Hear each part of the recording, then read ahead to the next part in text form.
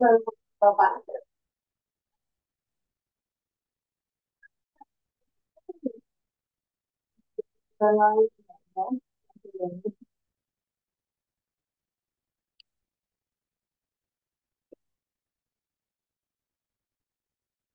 Halo, Assalamualaikum. Selamat pagi. Lagi, Pak.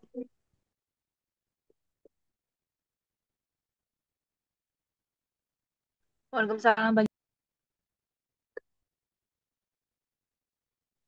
Ya.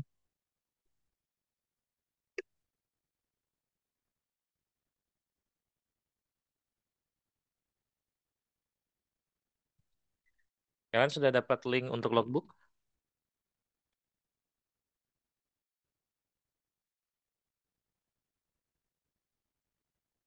Udah belum? Link Belum, apa, Pak. Kak? Dari siapa? Kalian Pak Eri apa Pak Taufik ya? Pak Eri. Pak Dari. Eri. Logbook yang spreadsheet, Google Oh, Sheet, ada nggak? belum, Pak. Oh belum Belum, ya? Pak. Oke, bentar saya kasih dulu.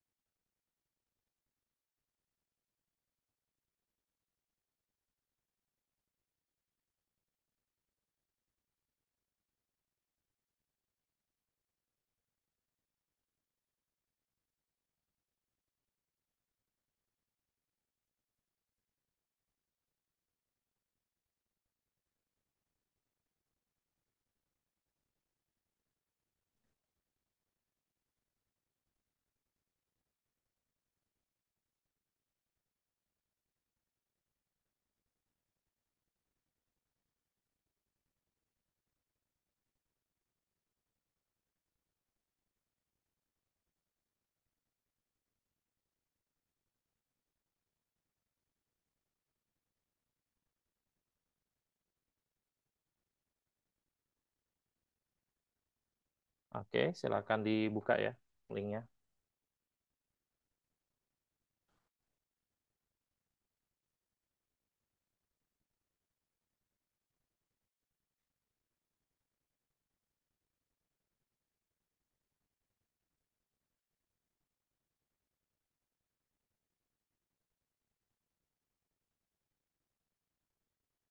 Nah, baik.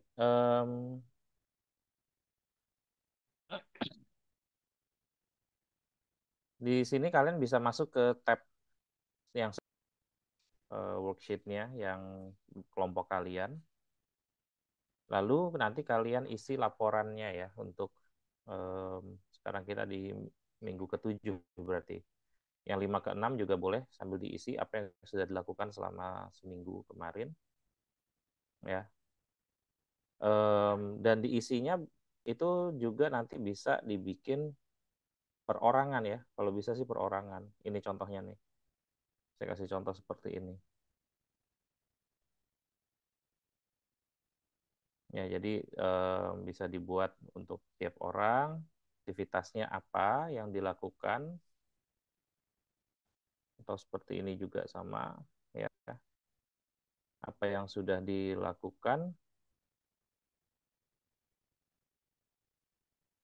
eh sorry, harusnya bukan di minggu ke-7 ya, tapi minggu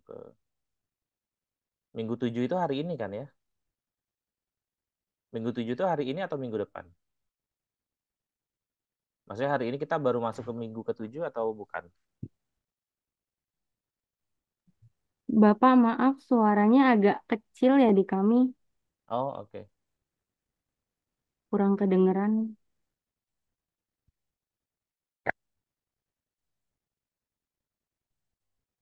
Cek, suaranya kecil?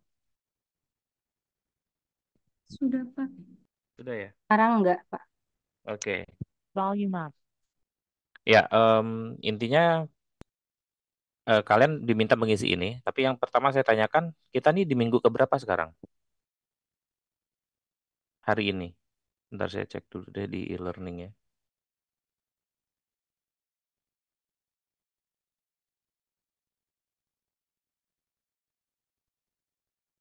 minggu ketujuh ya Pak. Minggu ketujuh itu hari ini ya. Iya. Baik. Berarti laporannya di minggu keenam ya. Selama seminggu kemarin apa saja yang sudah kalian lakukan? Nah, itu tolong nanti setiap kelompok tiap membuat satu nama eh, apa tiap orang di kelompok membuat satu baris ya buat minggu keenam. Nanti dibuat seperti yang dicontohkan di kelompok ini misalnya ya. Ini harusnya di minggu keenam bukan minggu kelima nih.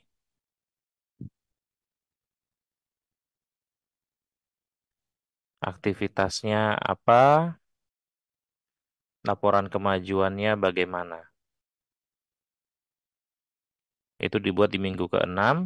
Nah, nanti kalian diskusikan. Jadi yang perlu kalian diskusikan adalah selama seminggu ini apa saja yang sudah dilakukan. Lalu sudah berapa persen selesainya, ya kemajuannya sudah sampai mana. Lalu tantangan-tantangan yang dihadapi apa? Tantangannya bisa tiap orang ya, tidak perlu per kelompok langsung seperti ini. Nah, di situ tantangan-tantangan yang ditemukan apa? Apakah misalnya seperti ini ya ada file milik anggota kelompok lain tidak terlihat atau progresnya masih individu ya. Kita bisa lihat kelompok lain nih dari kelas B misalnya ada beberapa istilah yang terjemahannya berbeda dengan glosarium, ada kendala device saat pengerjaan. Nah, ini tolong ditulis selengkap-lengkapnya ya. Kalian menghadapi tantangan apa, lalu kemajuannya juga sudah sampai mana. Lalu di sini catatan penting ini adalah kira-kira apa nih troubleshooting atau problem solving yang kalian miliki untuk tantangan-tantangan tersebut untuk hambatan-hambatan yang kalian hadapi. Nah, itu yang harus dilakukan. Oke, linknya ada di chat ya. Ada pertanyaan? Pak, saya mau bertanya, Pak. Iya, Tidak, Pak. tidak ya. Oke, Um, intinya kalian membuat Bapak, atau menyusun logbook atau progress report. Ya, silakan tadi ada suara. Siapa ya? saya Pak, itu Oh ya, Pak mau silakan. bertanya. Kemarin kami kan dari kelompok 3 ya Pak. Yang saya bilang itu suratnya itu tidak nampak Pak pas saya ngedit. Tapi kelompok lain kelihatan Pak suratnya itu Pak. Nah, surat. Iya Pak, yang surat kan kalau kita ngedit di WordPress kan ada surat di sampingnya ya Pak. Kayak cara ngeditnya gitu ya Pak. Kayak sampai mana? Ah, surat apa ya? Kok saya belum masuk? Itu Pak, maaf namanya File kali preview, maksudnya. previewnya Oh, tuh, preview. previewnya. Ya, preview atau pratinjaunya. Nggak apa-apa ya. Kalau tidak nampak pun tak apa tidak apa-apa ya. Em, karena memang kalau sudah di split, kalau sudah dipecah-pecah, itu nggak akan kelihatan previewnya. Karena yang di split itu kan dari file TXLF-nya ya. Itu tidak akan terlihat. Ya, Indah? Bapak izin bertanya, itu kan Mm-mm. saya kemarin udah ngedit ya, terus udah semua juga. Nah, itu tuh kemarin kehapus juga Pak, ada kehapus juga. Terus saya ulang lagi, ternyata masuk ke glosarium, jadinya 100% semua. Dan juga ada beberapa file yang berantakan gitu Pak, formatnya. Itu Mm-mm. kalau saya edit source text-nya, boleh nggak Pak? Boleh, boleh. Edit source-nya aja kalau memang berantakan gitu, source-nya aja diperbaikin. Oke. Dan juga nih saya mau nanya tentang istilah yang kalau pakai bahasa Inggris tuh lebih relevan, Pak. Apakah Mm-mm. kita harus nerjemahin bahasa Indonesia atau tetap mempertahankan bahasa Inggris itu dengan catatan harus mencetak miring kalimat di bahasa Indonesianya itu, Pak? Contohnya apa? Contohnya kan ada istilah gelar nih, Pak. Nah, dia tuh Mm-mm. gelarnya kayak harus tetap dipertahanin gitu di bestseller apa atau kalau nggak salah kemarin. Terus ada Nah, kayak kata review itu kan lebih lebih ini apa lebih memungkinkan. Nah, itu kalau saya pertahanin lebih ke cetak miring gitu Pak pas di bahasa Indonesianya apakah boleh? nah, oke, kita yang review dulu deh. Review kenapa kamu pertahankan bahasa Inggrisnya tidak diterjemahkan? Alasannya apa? Karena lebih apa sih populer gitu Pak kalau menurut saya. Kayak di bahasa annual reportnya sebelum-sebelumnya juga kan saya udah bikin glossary ya. Nah, itu Mm-mm. tuh di glossary juga ada yang tetap mempertahankan kayak kata-kata istilah bahasa Inggris juga, Pak. Betul. Jadi, menurut saya kemarin tuh saya tetap mempertahankan dengan cetak miringnya gitu, Pak. Atau memang dari Bapak tuh ada persyaratan harus diterjemahin bahasa Indonesia semua atau gimana gitu, Pak? Oke. Nah, di sini em, putusan untuk menerjemahkan atau tidak itu pada akhirnya adalah keputusan dari penerjemah ya. Itu adalah pilihan dari penerjemah. Apakah dia memilih untuk menerjemahkan atau tidak. Satu itu. Yang kedua itu adalah tergantung dari pesanan. Ya, ketika kita bicara industri, kita nggak bicara lagi tentang idealisme penerjemah harus diterjemahkan semua, tapi tergantung dari pesanan. Maksudnya pesanan apa? Apakah ada misalnya ya, kalau kita kan tidak ada glossary khusus ya, glossary kita buat sendiri kemarin. Tapi kalau misalnya ada glossary khusus dari si company ya, si klien, dan di situ dia ada guideline biasanya spesifik menyatakan ya istilah-istilah tertentu ya harus tetap dalam bahasa Inggris, yaitu kita tidak terjemahkan. Itu kalau kita melihat dari pesanan. Yang ketiga, kita melihat dari tujuan teksnya untuk apa, gitu ya. Tujuan teksnya untuk apa tuh maksudnya apa? Siapa yang baca nanti teks ini, kemudian kelaziman di demografi pembacanya seperti apa. Maksudnya gimana? Kalau saya menerjemahkan sebuah em, jurnal akademik, ya, misalnya, tentu saya akan banyak saya terjemahkan, kecuali misalnya di bidang ilmu tersebut mereka lebih lazim menggunakan yang tidak diterjemahkan. Itu nggak saya terjemahkan. Jadi saya harus benar-benar sambil menerjemahkan itu saya sambil research. Saya bisa cari jurnal-jurnal sejenis seperti apa, gayanya seperti apa, ya untuk bidang ilmu itu, sehingga saya tahu mana yang diterjemahkan, mana yang enggak. Misalnya, jurnal-jurnal bidang teknik, engineering, itu kebanyakan mereka nggak menerjemahkan. Kenapa? Alasannya adalah kalau saya lihat ya, karena ketika diterjemahkan itu ada loss in translation. Jadi untuk bidang tersebut jarang sekali mereka menerjemahkan supaya tidak ada loss in translation ya. Jadi mereka tetap pakai istilah bahasa asingnya gitu. Tapi di bidang-bidang lain seperti bidang kedokteran itu cukup tertib. Mereka berusaha mencari padanannya.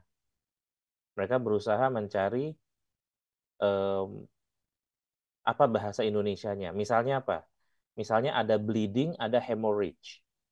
Itu mereka bedain tuh. Bleeding itu menjadi pendarahan. Lalu hemorrhage itu menjadi perdarahan. Itu mereka menyusun, membuat terjemahannya apa gitu. Itu bisa kita lihat. Nah, sekarang kembali ke teks kita. Teks ini adalah teks laporan keuangan, laporan tahunan lebih tepatnya ya. Laporan tahunan ini akan dibaca oleh investor. Nah, bagaimana kita yang harus kita analisis kira-kira si investor ini mereka lebih tepat kita terjemahkan atau enggak untuk bahasa-bahasa tersebut. Tadi misalnya melihat kelaziman ya. Review bagaimana? Nah, kalau untuk review, kalau menurut saya diterjemahkan pun tidak apa-apa, asal terjemahannya tepat. Karena review itu terjemahannya ada banyak. Kalian bisa review itu menjadi ulasan, mengulas, tinjauan, meninjau, ya. Eh, resensi, resensi nggak masuk tentunya ya, karena ini bukan sebuah resensi. Eh, apalagi, ya hal-hal yang seperti itu ya. Atau bisa juga kita gunakan kata yang baru 2 tahun ini dimasukkan atau dibakukan dalam KBBI, yaitu review. Itu juga bisa REVIU. Review ini akhirnya kenapa dimasukkan? Ya, alasannya dimasukkan ke KBBI ya oleh Pusat Bahasa. Alasannya itu ya tidak lain karena penggunaan istilah review dalam bahasa Inggris akhirnya lebih lazim daripada menggunakan padanannya, ulasan dan juga tinjauan atau meninjau dan mengulas tadi. Kenapa? Karena ada banyak mereview itu bukan artinya mengulas, bukan artinya meninjau, tapi sesuatu yang berbeda lagi, ya. Atau ada banyak yang salah menggunakan, karena kan meninjau dengan mengulas itu beda ya. Kalau meninjau, review yang artinya meninjau, itu misalnya kalau kalian bikin tugas, bikin tulisan, lalu saya review, saya meninjau tulisan kalian. Itu namanya meninjau, tinjauan. Saya meninjau di situ, tapi setelah itu bahkan kalau saya melakukan review, saya juga melakukan meninjau dan merevisi. Kalau misalnya itu tugas gitu ya, saya review. Saya tinjau, saya revisi, saya kasih komentar, saya kasih umpan balik untuk kalian. Itu meninjau dan merevisi. Ada tambahan lagi, karena kalau meninjau doang, revisinya belum tentu termasuk. Ya, makanya kita bisa pakai review. Atau misalnya kalau review yang artinya mengulas apa? Kalian bikin tulisan kalian publish, kemudian saya buat reviewnya, saya buat ulasannya, saya mengulas nih, saya memberi pendapat saya terkait tulisan tersebut. Itu namanya mengulas, ulasan. Ya, review juga. Nah, makanya akhirnya ada kata baru yang namanya review. Sekarang kembali ke apakah itu harus diterjemahkan atau tidak, itu kembali ke putusan dari kelompok. Ya.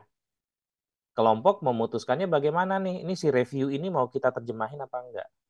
Pertimbangannya apa? Pertimbangannya misalnya, ya nggak usah diterjemahin misalnya karena kayaknya orang lebih biasa pakai review deh ya, review belum biasa digunakan gitu. Ada yang lain, tapi kan review udah ada gitu ya. Nah itu silakan kalian berbincang dan pada akhirnya putusan kelompok itulah yang digunakan. Ya, harus seperti apa? Apakah harus review atau harus review? Dan itu harus disepakati. Jangan sampai dalam satu kelompok ketemu istilah review, yang satu diartikannya tinjauan, yang satu diartikannya ulasan, yang satu diartikannya menjadi ikhtisar bisa juga, yang satu lagi jadi review, yang satu lagi review, ya. Tidak konsisten, itu yang tidak boleh. Inkonsistensi. Kemudian tadi juga ada gelar. Nah, kalau gelar itu sebaiknya tidak diterjemahkan. Kenapa? Karena ya namanya gelar, gelar itu memang sangat khas dari tempat yang memberi gelar, orang yang memberi gelar itu. Sehingga kalau kita terjemahkan itu ada kemungkinan berbeda. Satu itu.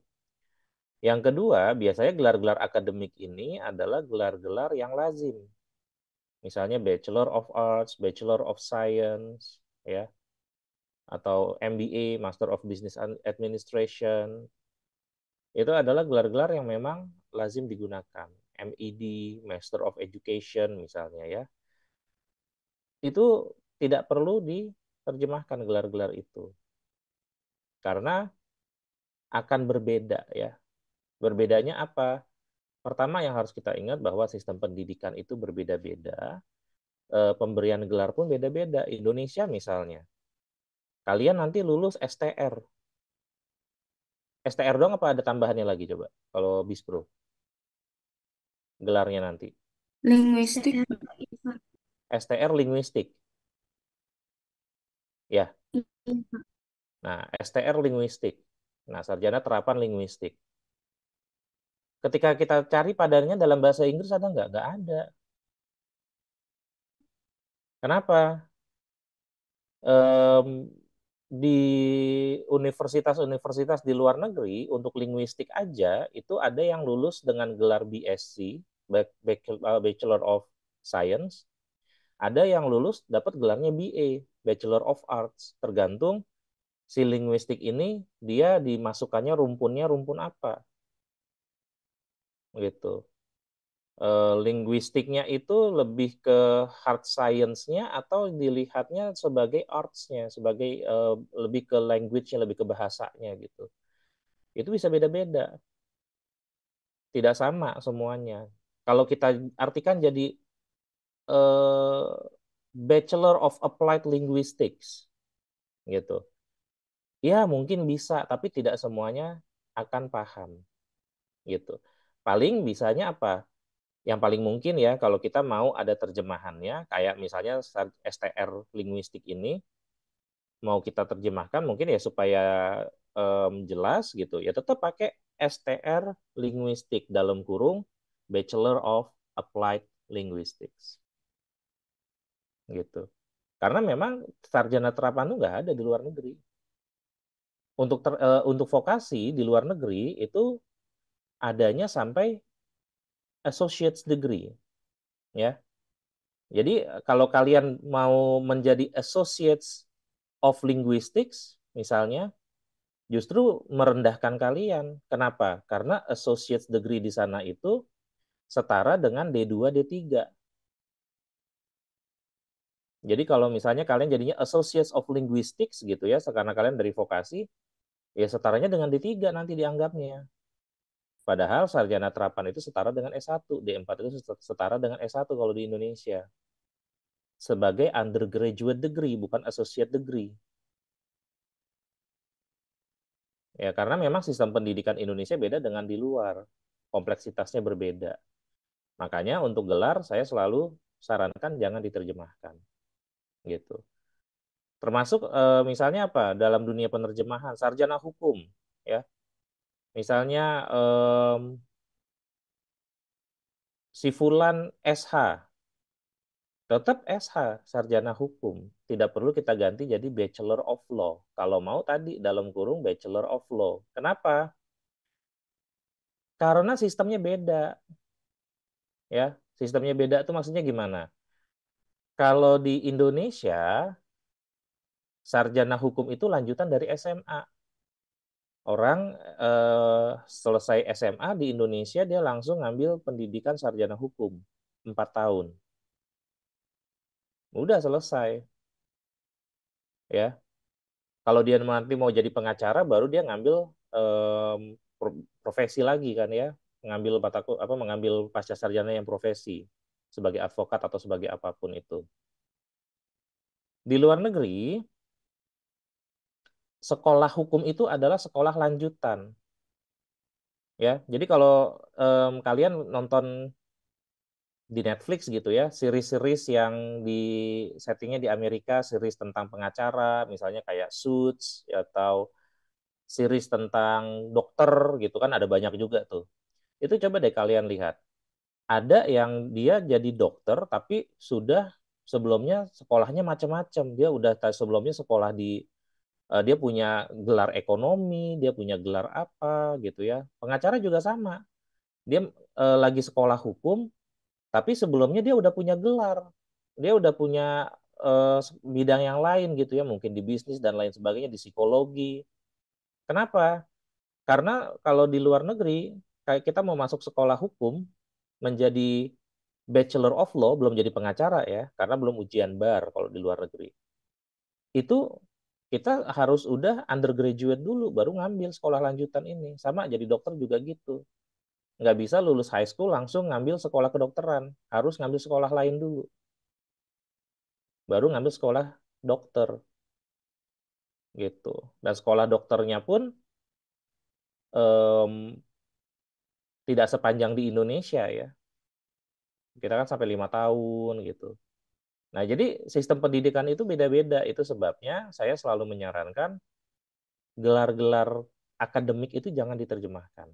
Tapi kalau mau kita kuplet ya, kita transferensi, kita gunakan apa adanya ditambah dengan kita coba kasih penjelasannya pakai dalam kurung. Gitu. Nah, tapi kalau seperti itu kadang kurang komunikatif. Nah, biar komunikatif bagaimana kalau untuk laporan keuangan ini tidak perlu diterjemahkan tidak apa-apa. Langsung aja ya.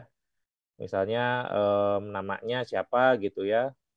si Anu BSc, ya tetap aja BSc, atau MA, tetap MA. Jangan nggak perlu diterjemahkan.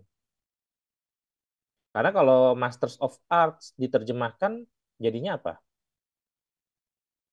MA ya. Orang lulusnya MA dia. Diterjemahkan Master of Arts. Itu bukan master seni, ya, bukan arts. Di luar negeri arts and science itu, arts itu tidak spesifik bicara tentang kesenian ya, seperti seni lukis atau seperti itu, tidak spesifik itu. Apa sih bedanya science dengan arts? Science itu adalah ilmu pasti. Kalau di kita ya, IPA lah ya. MIPA itu art, MIPA itu science. Jadi ilmu yang pakai hitungan pasti itu science. Kalau dia kualitatif sifatnya, itu arts. Nah, makanya kita nggak bisa terjemahkan MA itu misalnya jadi master kesenian, atau BA menjadi sarjana kesenian.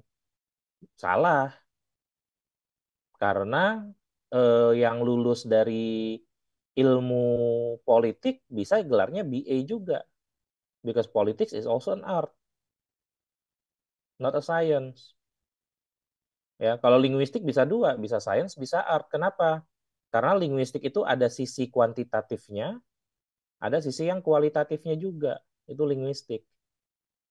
Makanya ada yang mengeluarkannya BSc atau MSc, ada yang mengeluarkannya BA atau MA. Gitu ya. Thank you. Ada lagi yang mau ditanyakan mungkin? Jadi sebagai simpulan, terjemahannya dirapatkan di dalam kelompok, mau diterjemahkan atau tidak gitu ya nanti. Savana silakan. Bapak, saya ada dua pertanyaan. Yang Mm-mm. pertama, eh, bagaimana format penulisan nominal rupiah?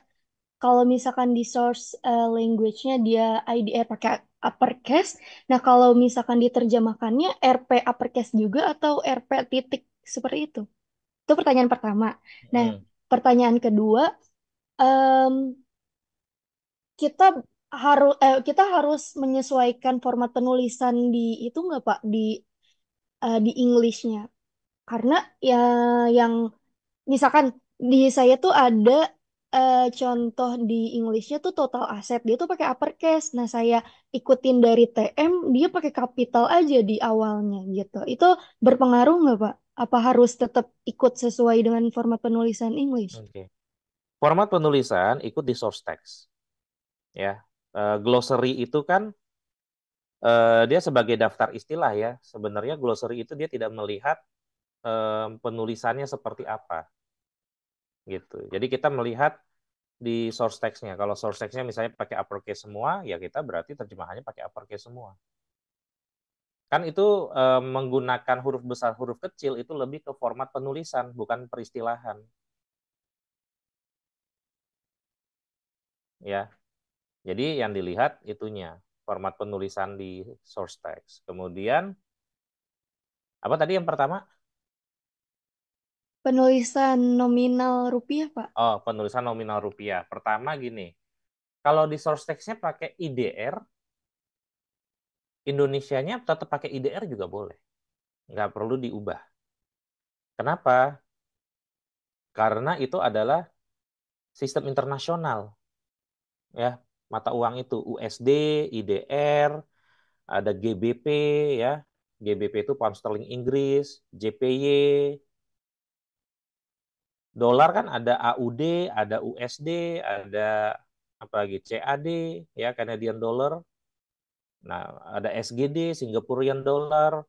Itu semua sistem internasional. Jadi kalau memang pakainya IDR, tetap IDR boleh. Nggak usah diubah jadi RP. Kalau diubah jadi RP, maka yang harus kita tahu, RP itu adalah simbol, simbol untuk rupiah, sama seperti simbol dolar yang ada di keyboard kita gitu ya. GBP pound sterling ya, simbolnya kan kayak huruf L, ada garisnya di tengah. JPY simbolnya itu Y, ada garisnya dua sama dengan gitu kan. Apalagi ya itu semua simbol, termasuk RP. RP juga simbol. Meskipun dari huruf R dan P tapi masuknya sebagai simbol. Karena sebagai simbol, penulisan RP itu nggak pakai titik.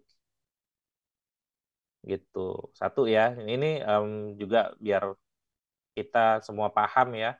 Kalau kita menulis nominal uang, pertama, setelah simbol, ya baik menggunakan simbol ataupun menggunakan mata uangnya yang internasional tadi, IDR, ya, itu langsung pakai angka, tidak pakai spasi. Jadi langsung nempel dengan angkanya. Misalnya, saya share whiteboard aja deh ya.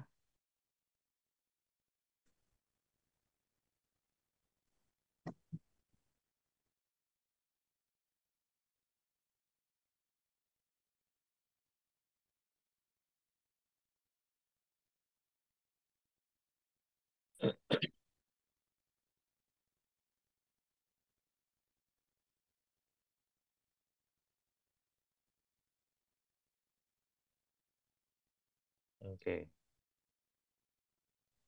misalnya,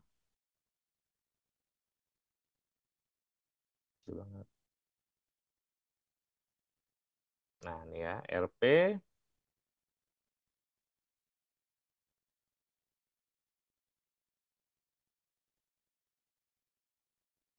Nah dia pertama langsung ya, ya kecuali kalau IDR.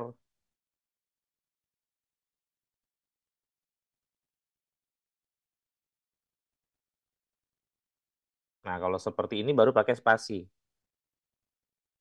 ya.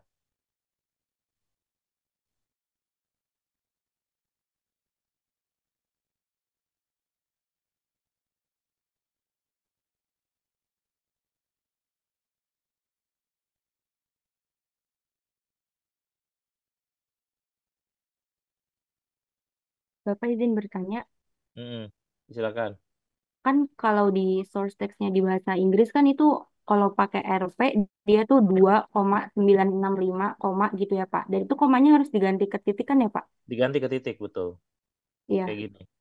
Untuk desimal juga misalkan di itu tuh 10 koma Sama. 10 koma itu persen jadi dibalik itu pokoknya ya Pak. Iya, misalnya 8,65. Nah, ini sistem Indonesia seperti ini. Jadi kita sesuaikan sistemnya, ya. Kalau dari Inggrisnya baru Inggrisnya misalnya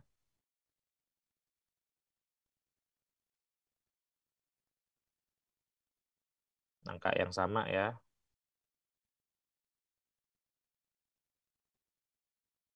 Terus 8,65, 8.65. Jadi kita menyesuaikan dengan sistem. Sistemnya bagaimana? Kalau di Inggris seperti ini ya udah. Begitu juga dengan tanggal ya.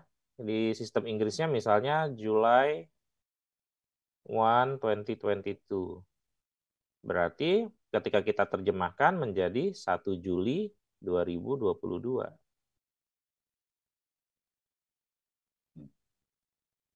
Gitu. Jangan jadi Juli 1, 2022. Kita sesuaikan, kita lokalkan dengan lokal Indonesia seperti apa sistem penulisan angkanya. Harus seperti itu.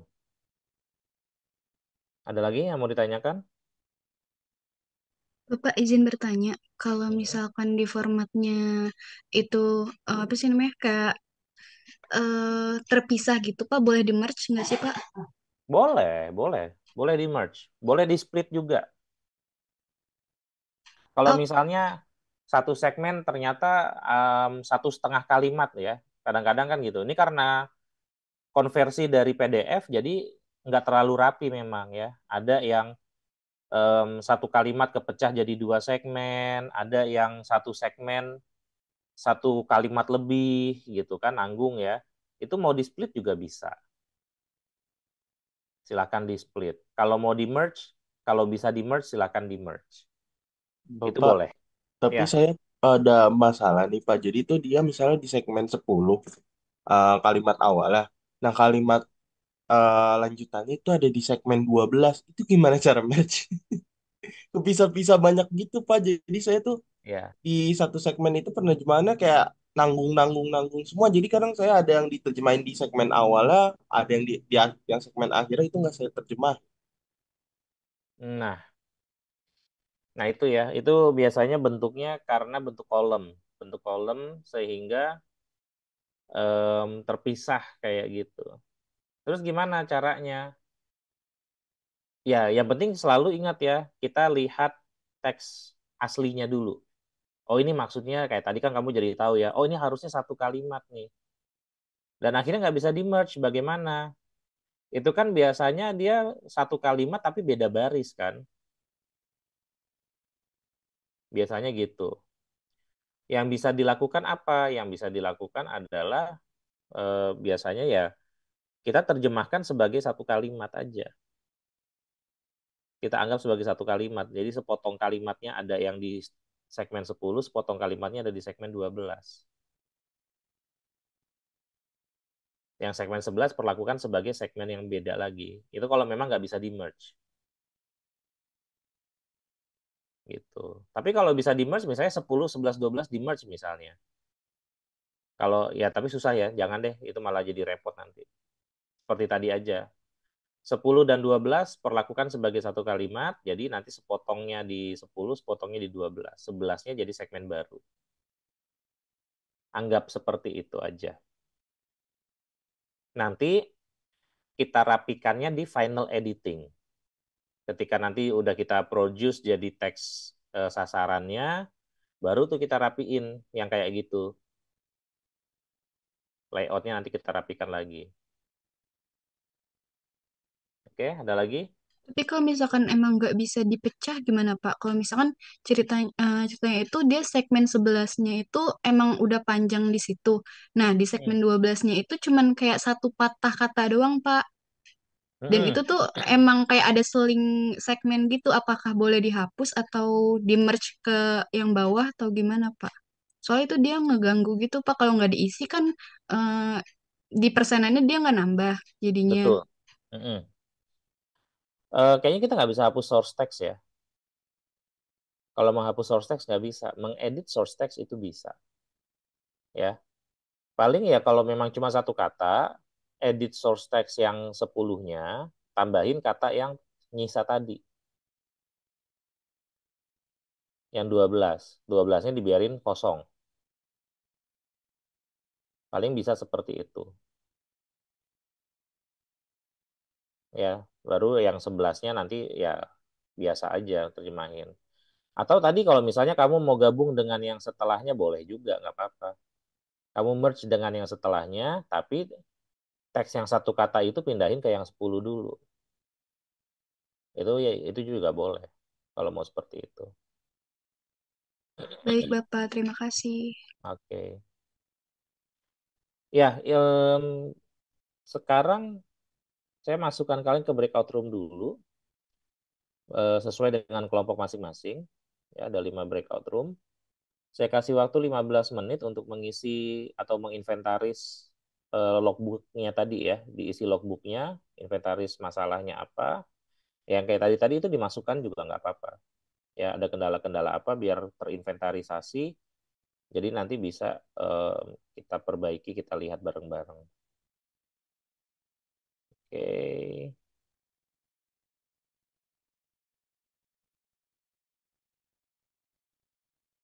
Ya, silakan masuk ke breakout room masing-masing.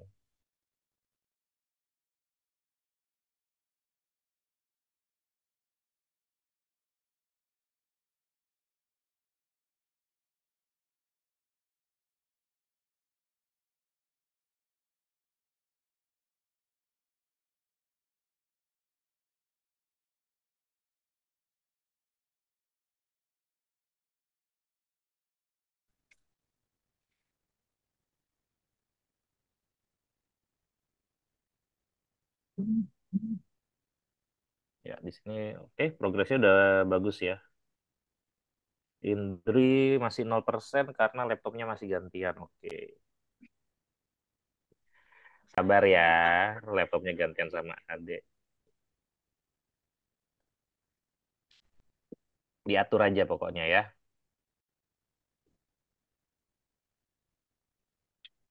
Ini kita lihat tantangannya terlalu banyak penulisan angka yang harus menyesuaikan format. Ya, harus lebih teliti memang ya. Ya nih saya belum menemukan settingnya. Kalau seperti di Trados itu, dia kalau misalnya dari Inggris ke Indonesia, dia format angkanya itu akan otomatis menyesuaikan. Itu kalau menggunakan Trados Studio ya. Ini di WordPress-nya saya belum menemukan settingan tersebut. Nanti coba kita lihat lagi deh. Apakah bisa? Karena itu memang kemarin saya juga merasakan ya, ketika saya coba menerjemahkan beberapa, nah ketika ketemu angka-angka ini memang ya cukup merepotkan, harus kita ganti-ganti koma dan titiknya. Tapi biasanya setelah beberapa angka, dia ke bawahnya akan ngikutin. Terkadang nge-lag pas buka WordPress-nya di laptop dan harus mencari kata yang sepadan ke mana tuh? Ke bahasa Indonesia. Oh, harus mencari padanan kata dalam bahasa Indonesia. Ya, ya memang harus, ya itulah pekerjaan penerjemah ya. Kalau untuk mencari padanan kata. Bagaimana kita mencari padanan kata? Misalnya, eh, misalnya kemarin ada istilah acceptance payable ya. Nah, nih ada istilah acceptance payable. Apa itu acceptance payable? Bagaimana kita mencarinya? Ya, pertama dari istilah payable dulu. Payable ini pasti akan ada banyak. Kita cari dulu istilah payable ini maknanya apa? Payable. Payable itu misalnya kita coba define ya. Define payable. Nah, di sini payable tuh due, to be paid, owed, owing, outstanding, unpaid, unsettled. Ini sinonimnya. Receivable ya. Oke, able to be paid. Liability ya. Berarti payable itu adalah utang. Gampangnya ya. Utang atau liabilitas, liabilities. Beban ya, utang lah ya. Em, utang yang seperti apa? Nah, di sini baru kita lihat utang yang seperti apa sih? Apakah ada definisinya tadi acceptance payable?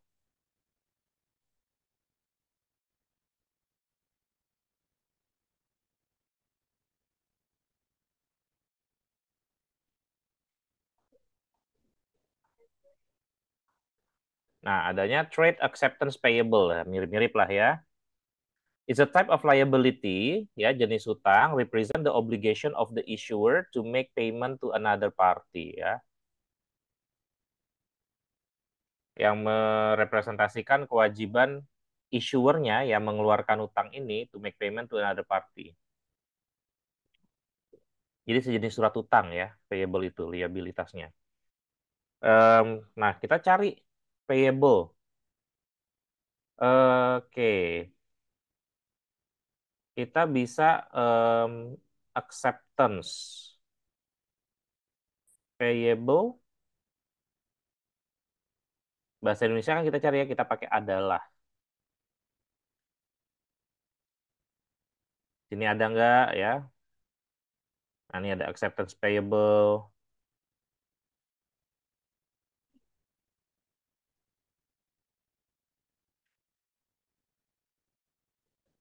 Nah, di sini mungkin bisa nih. Beban bunga yang masih harus dibayar. Coba kita lihat. Tadi ada liabilitas derivatif. Nah, ini deh. Kita lihat di sini ya. Ini sebagai teks pembandingnya. Kita cari tadi acceptance payable. Nah, di sini kita temukan ada ya. Acceptance payables. Itu liabilitas akseptasi yang digunakan di sini. Ini laporan keuangan juga kan? Sama-sama bank. Kita bisa gunakan ini. Iya, tinggal kita masukkan ke dalam glossary berarti ya kita masukkan ke dalam glossary. Ini sebagai liabilitas akseptasi. Kalau masih belum yakin, kita coba googling. Liabilitas akseptasi ada banyak nggak? Liabilitas akseptasi. Jangan lupa kasih tanda petik ya, karena kita mau mencari spesifik nih. Nah, dapat dari OJK ada ternyata ya. Liabilitas akseptasi adalah liabilitas LPEI kepada pihak ketiga yang timbul sebagai akibat akseptasi wesel atas dasar letter of credit berjangka, LC berjangka. Nah, di sini juga ada tagihan akseptasi. Cukup banyak ya. Jadi cukup lazim berarti digunakan bahkan sampai OJK sebagai pihak yang berotoritas di bidang jasa keuangan juga menggunakan istilah itu. Jadi kita bisa gunakan nih liabilitas derivatif untuk derivative liabilities, liabilitas akseptasi untuk acceptance payables, ya utang pajak nih bisa pakai tax payable, apa nih pinjaman yang diterima itu jadi borrowings, liabilitas imbalan kerja kalau misalnya nanti ketemu kita bisa gunakan ini employment benefit liabilities. Nah ini sebagai teks pembanding yang bisa kita gunakan untuk menyusun glossary kita ataupun untuk membantu kita menerjemahkan. Ya, apa syaratnya sih jadi teks pembanding? Pertama, konteks teksnya sama. Dalam hal ini sama-sama laporan bentuknya, laporan keuangan. Meskipun laporan keuangan ini hanya bagian dari laporan tahunan ya. Laporan tahunan kan bukan cuma laporan keuangan, dia ada laporan performa dan lain-lain.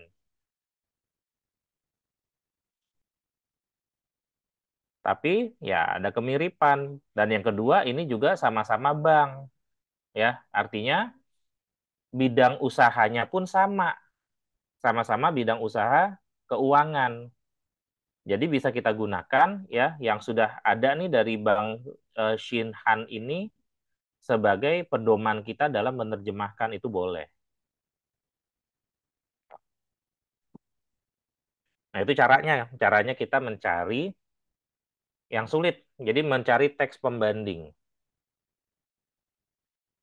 Ya, harus mengubah format tanggal. Ya, oke. Menyesuaikan istilah dalam source text dalam target text. Ya, harus sepakat dengan grup ya untuk istilah-istilah. Sulit menyesuaikan kalimat. Oke, ada yang sulit menyesuaikan kalimat juga. Tapi progresnya udah bagus nih. Wah, progresnya udah bagus-bagus nih ya. 98, 97, ini 30.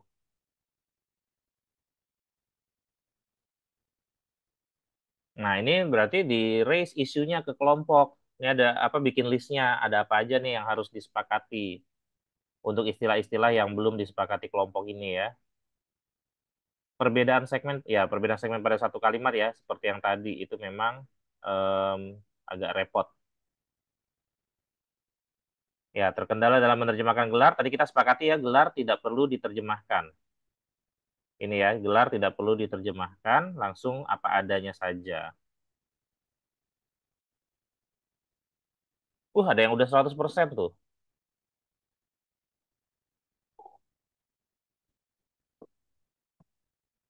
Ya, yang udah 100% ya berarti tinggal ngedit lagi ya.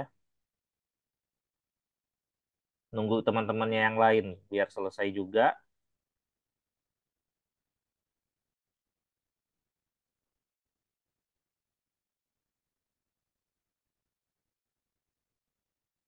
Nah, bagaimana mempertahankan keakuratan dan konsistensi? Keakuratan itu caranya tadi, kita cari teks pembandingnya, kita bandingkan, ada istilah yang sama, kita gunakan. Itu caranya mempertahankan keakuratan. Mempertahankan konsistensi gimana? Ya kita gunakan kalau memang sudah ada di dalam TM-nya ya dalam translation memorinya itu sudah ada, sudah muncul, yaitu yang kita pakai. Dengan begitu kita akan konsisten ya. Kalau misalnya ada yang berbeda dengan di glossary itu kita harus sampaikan ke teman-teman yang lain juga. Misalnya glossary-nya ada yang salah, itu bisa sampaikan ke kelompok nih glossary yang ini salah nih terjemahannya. Kata istilah yang satu ini salah nih. Teman-temannya harus tahu tentang itu ya. Oke, ya laptop sedikit lemot, aplikasi kadang lama dibuka, ya. Em Restart sebelum digunakan dan mematikan WiFi, ya bisa.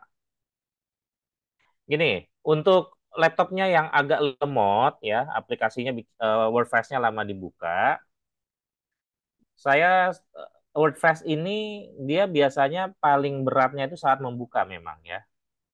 Karena dia meload semua resources yang ada. Makanya kalau komputernya agak lemot, pastikan kalau mau buka WordFast, jangan buka aplikasi yang lain, terutama yang berat-berat. Ya, aplikasi yang berjalan di background yang nggak penting, ya, yang penting itu seperti apa? Yang penting itu seperti antivirus gitu ya. Yang nggak terlalu penting yang jalan di background bisa dimatikan dulu, di end text dulu ya.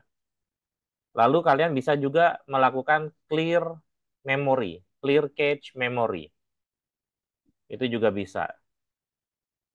Ya, hapus cache memorinya. em, Kalian bisa menghapus cache memory, bisa menghapus temporary memorinya, ya tinggal googling aja. Misalnya, eh, how to delete or how to free RAM in Windows 11. Nih, saya pakai Windows 11 ya. Nah, nih clear RAM cache ya. Nah, ini kita lihat how to clear RAM cache.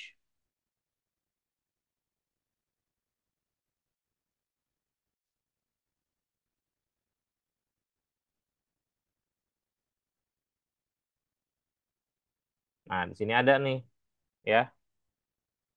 Untuk menghapus RAM cache-nya, restart your computer to clear the RAM cache.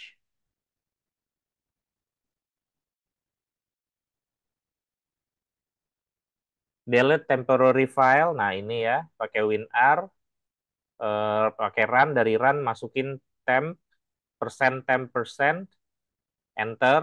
Nanti kita masuk ke folder tempnya, hapus isinya. Ya, kalau ada yang masih digunakan, tinggal di skip aja. Nah, ini cara kita untuk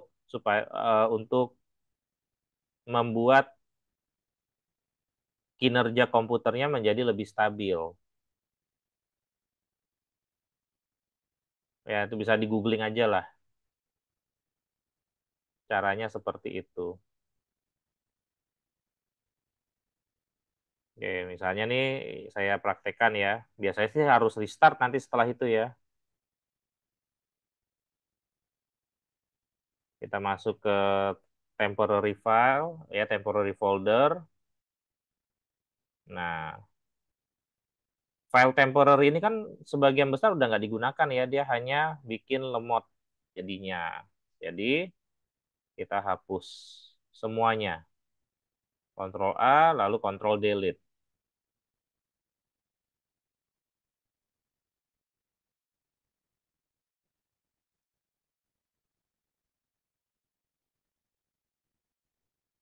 Ya, ini dia.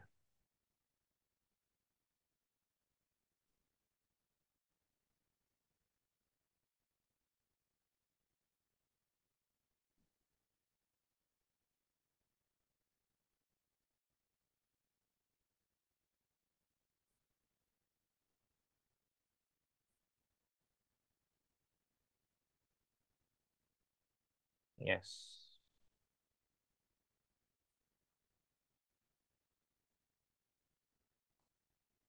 Nah, ini akan membuat lebih lega ya.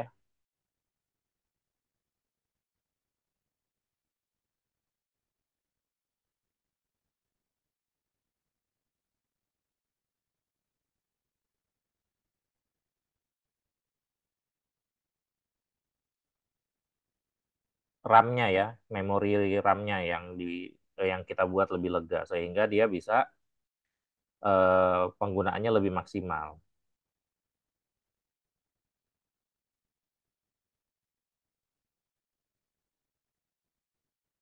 Nah, ini reguler aja dilakukan seminggu sekali ya. Ya ini karena masih dibuka, kita skip aja.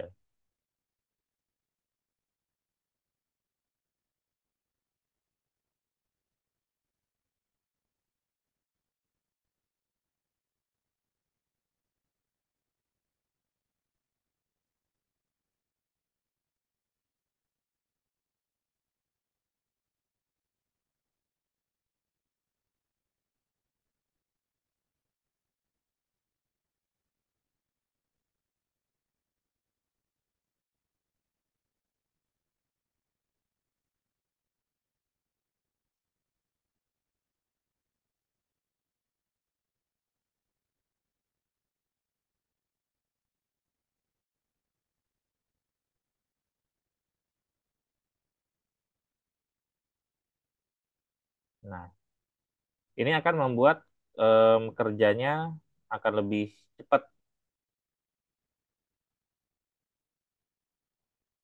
Ini satu cara juga yang bisa kalian gunakan ya.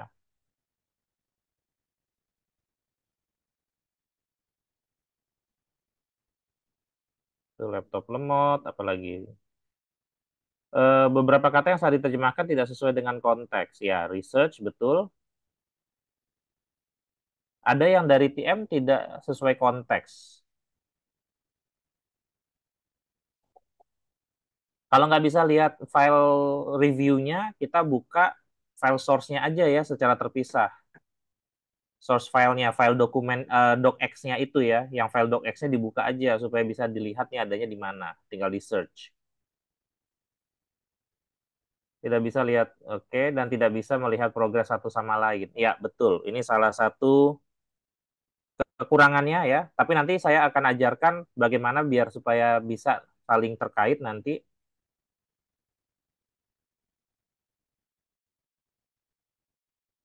Ada beberapa kata yang tidak sesuai konteks.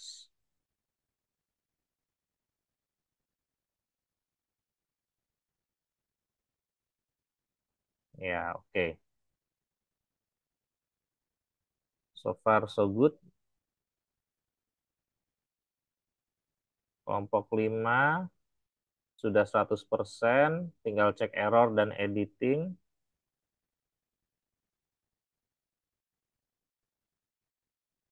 Menyamai istilah, meminjam singkatan istilah asing, apakah dimiringkan?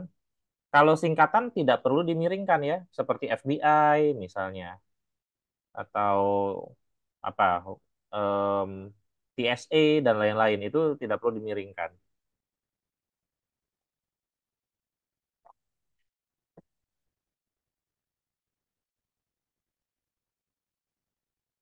Ya, glosarium itu sebagai referensi ya. Glosarium kita ikuti kalau memang sesuai konteks. Kalau nggak sesuai konteks kita nggak usah gunakan.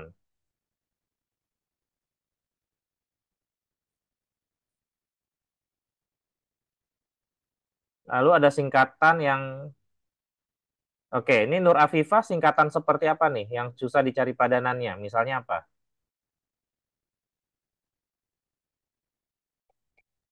Bentar Pak, saya lihat dulu ya. Ya,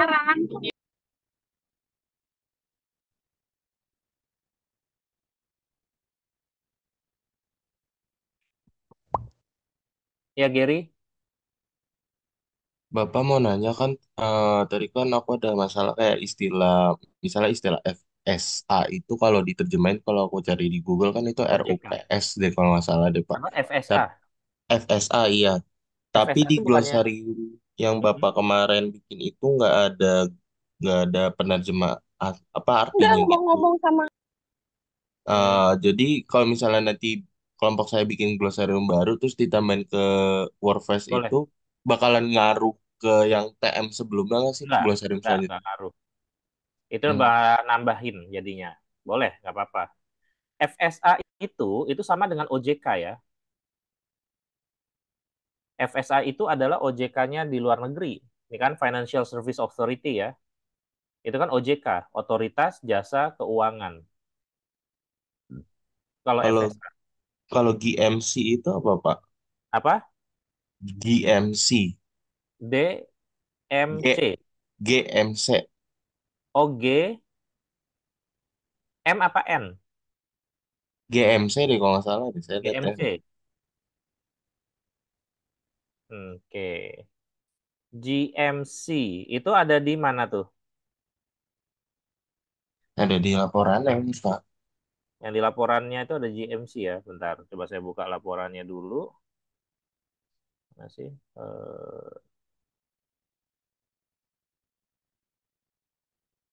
Dokumen, bukan dokumen ya, di download, sorry. Belum dipindah.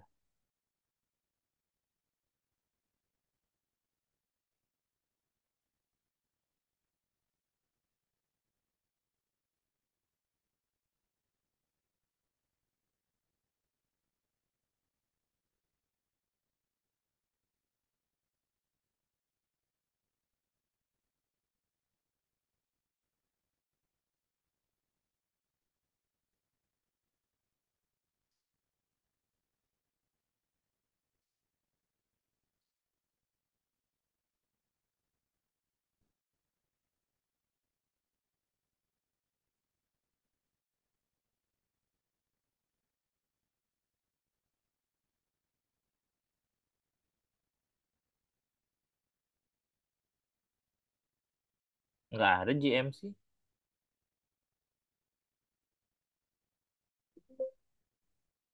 No matches were found.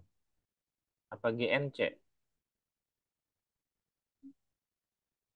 Nggak ada juga. Nih kalau FSE itu ada ya. Nah, ini ya FSE kan ada dalam kurungnya tadi ya, dalam kurung OJK. Ya, silakan.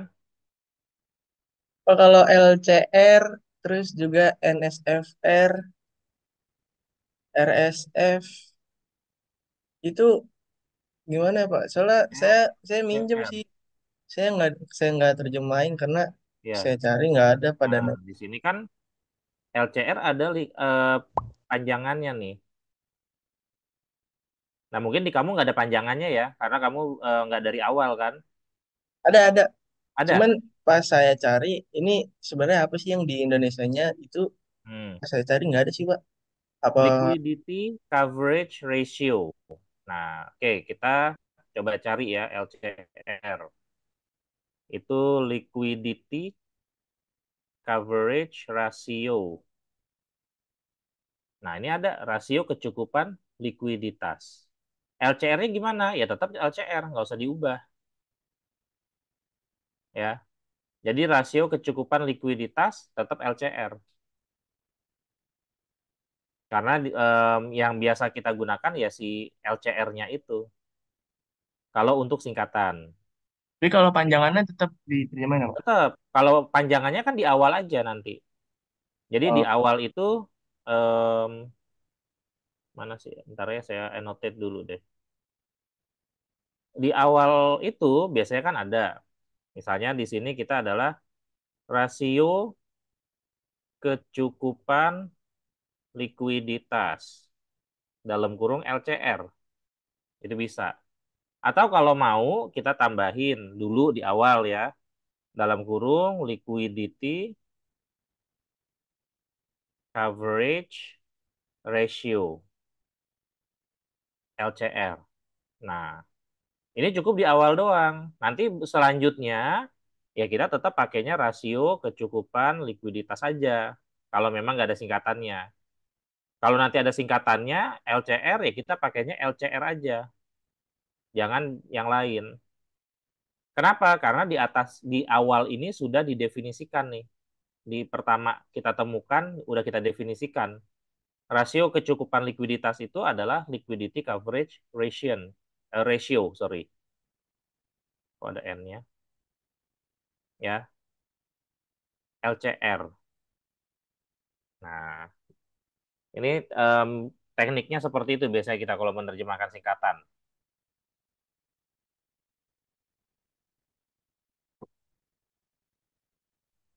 Ya, yang lain juga sama. Coba aja dicari. Itu istilah-istilah yang di perbankan itu biasanya udah cukup lazim ya.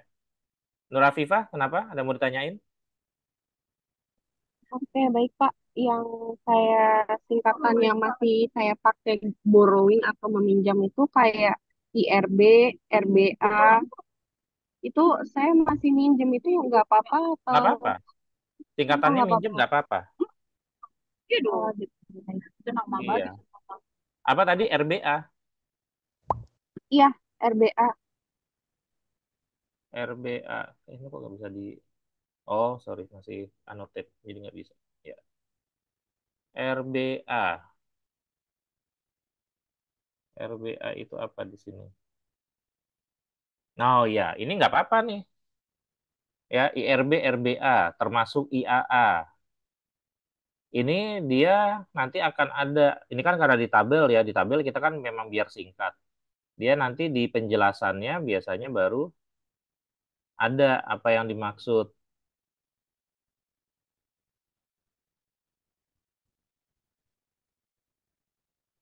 Misalnya nih ya, metode SA termasuk atau meliputi RBA dan pendekatan, nah look through-nya apa nih, mau diterjemahkan apa enggak, nanti bisa dibahas. Kalau misalnya yang penting apa? Nah, di sini kita bisa temukan ya. Kita harus cari tahu dulu apa sih RBA? Oh, RBA itu risk based audit ya. Nah, kalau seperti ini kan kita lihat nih, ini nggak usah diterjemahin karena ini adalah nama, ini nama diri nih, proper noun. Jadi tetap BRI Audit Management System. Jangan diganti menjadi Sistem Manajemen Audit BRI karena nanti nggak bisa jadi BRISMA. Ini kan nama ya. Kalau nama itu kita nggak perlu terjemahkan. Sama BRI kan tetap Bank Rakyat Indonesia, nggak diubah menjadi Indonesian People Bank gitu. Karena nama produknya. Oke, Makasih ya. ya. Ikhlas ya, silakan. Bapak, saya mau nanya untuk nama-nama investor itu yang di halaman 158 perlu Mm-mm. diterjemahkan atau enggak ya, Pak? Nama investor ya nggak usah lah. Coba saya Tapi lihat dulu. kayak dia ada bahasa Inggrisnya Ada gitu bahasa sih. Inggrisnya. Oh, bukan nama orang ya? Bukan. Ini maksudnya. Iya, betul, Pak. Ya, nama nggak usah, investor name nggak usah. Ya, ini kan nama. Dia memang namanya begitu. Nggak diubah nggak apa-apa. Tinggal nanti statusnya aja kan. Berarti tinggal copy source aja ya, Pak.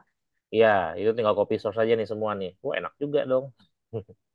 Tapi angkanya, Pak, itu ngubah semua. Ya, Baik, nggak Pak. apa-apa. Terima kasih. Oke.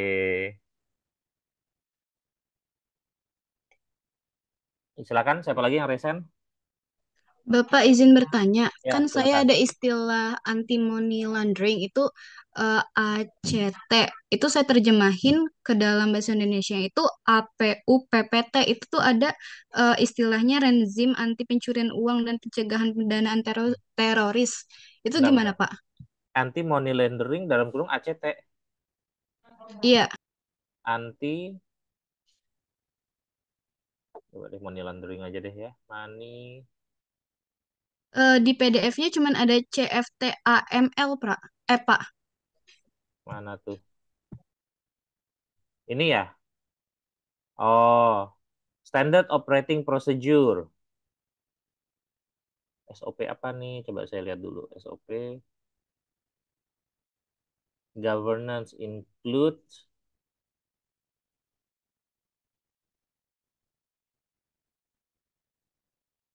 anti money laundering and counter of terrorism financing. Ya, ininya tetap aja. Apa kamu tadi mau jadi apa? Berubah jadi apa? Ini saya ubah jadi APUPPT singkatannya. APU PPT. Singkatannya diubah jadi APU PPT. Itu nemu di mana? Oh, di OJK Saya ada ya. iya cari di Google. Oke, solusi APU PPT. Ya, kita lihat APU PPT.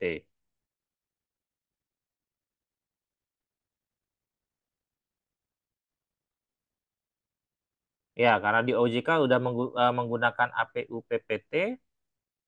Kita lihat di sini. Ya, oke. Anti pencucian uang dan pencegahan pendanaan teroris. APU PPT ya. Berarti ini sudah menjadi established apa namanya? Equivalence ya. Sudah menjadi padanan resmi. Kalau gitu boleh pakai APU PPT karena memang sudah ada sumbernya gitu. Jadi memang kalau kita dalam menerjemahkan yang penting kita punya referensinya dari mana, bukan sekedar kita bikin sendiri ya. Bikin sendiri memang nggak boleh, boleh kalau disetujui. Selalu kan pada akhirnya kalau disetujui sama klien kita buat sendiri.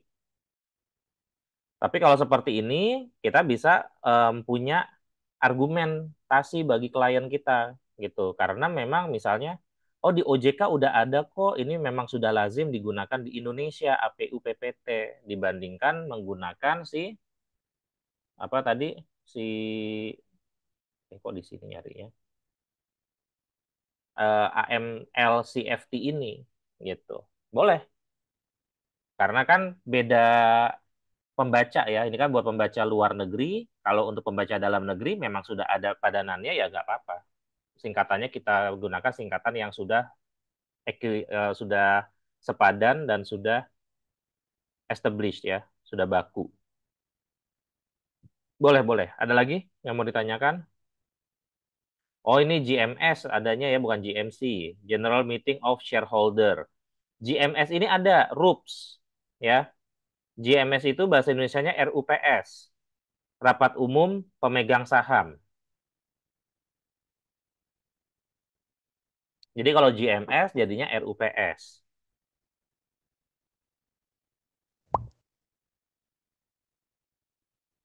Ya, silakan. Pak, boleh nggak sih, misal kalau lagi menerjemahkan satu kalimat nih, Pak, terus di situ ada istilah khusus yang dari TM udah ada juga terjemahannya. Hmm, Cuman kalau kita pakai yang dari TM itu, kalimat itu jadi nggak enak dibaca gitu, Pak. Kalau misal boleh, saya nggak boleh pakai yang diubah. dari TM, nggak apa-apa ya, Pak ya? Bisa, nggak apa-apa. Ya, contohnya apa tuh? Kalau kamu masih ingat, Tadi saya lupa, pokoknya dia dia di TM itu jadi ada kata preposisinya gitu, Pak, dalam jangka waktu hmm, gitu. Cuman itu nggak cocok lah pokoknya kalau saya masukin ke kalimat. ya, Jadi saya pakai kalimat yang lain aja gitu, Pak. ya, Oh, pakai em, kata lain. TM-nya samanya 100% nggak? Maksudnya apa, Rate-nya. Pak? Skornya 100 nggak? 100. Skor yang mana, Pak? Oh, oke. Gini, saya buka dulu misalnya ya. Nih saya buka ini deh.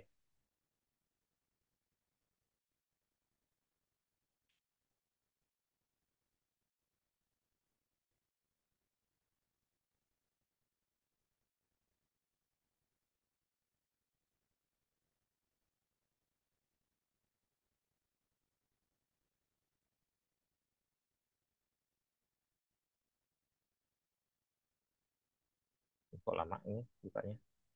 Oh iya, ini udah saya pakai ini yang server ya. Jadi lebih lama.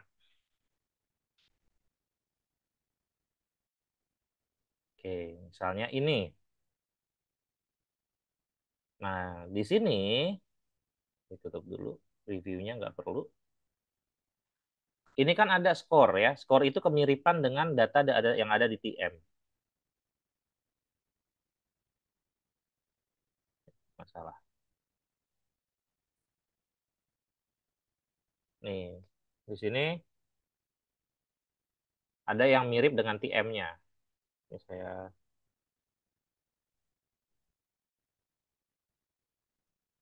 Nah, ya, di sini akan muncul TM. Ada yang 100 plus. 100 plus itu sebaiknya nggak usah kita ubah. Ini kan 99% tadi ya. Kenapa 99%? Karena belum di bold. Jadi nggak 100% meskipun kata-katanya sama-sama purpose, tujuan gitu. Di sini ada ya. Oke, di yang purpose tadi. Ini kita misalnya ke Himbara, itu 100% udah. Karena memang di dalam TM-nya ada Himbara.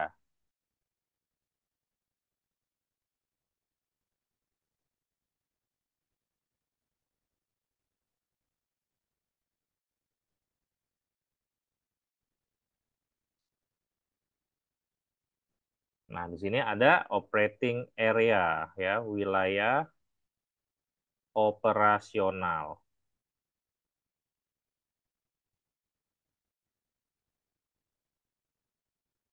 Itu skornya kan kosong ya, strip. Kosong itu artinya apa? Artinya dia tidak ada di dalam teks ya. Tidak ada di dalam TM. Nah, ini 100 plus. Dan kita tinggal kita commit. Ya, yang lain juga nih tinggal kita commit. Sudah ada, dia ada repetition.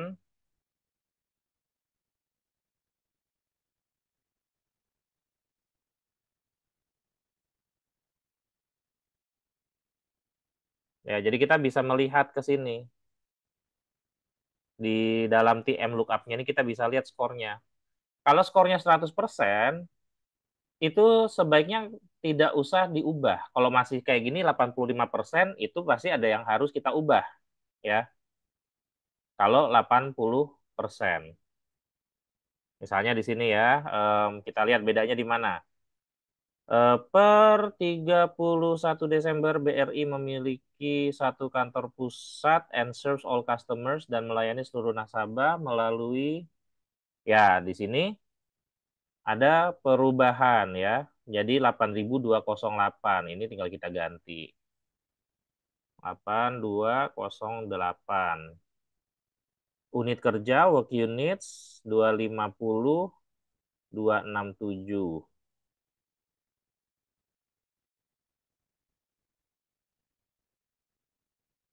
Jaringan e-channel yang tersebar di seluruh wilayah Indonesia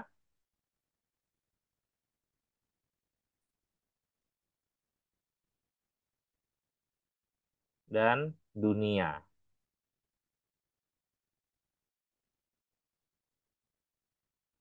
Terus jangan lupa kita bold.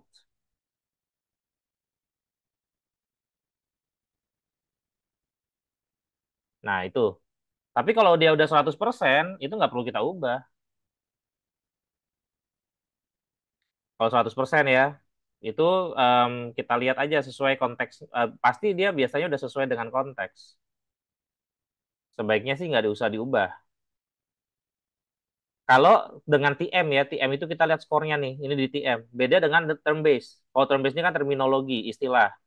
Kalau istilah itu bisa kita perbaiki, bisa kita ubah. Apalagi kemarin istilahnya memang belum sepenuhnya kita perbaiki ya.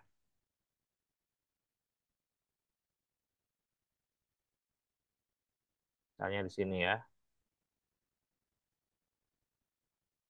Nah, yang kayak gini nih bisa kita.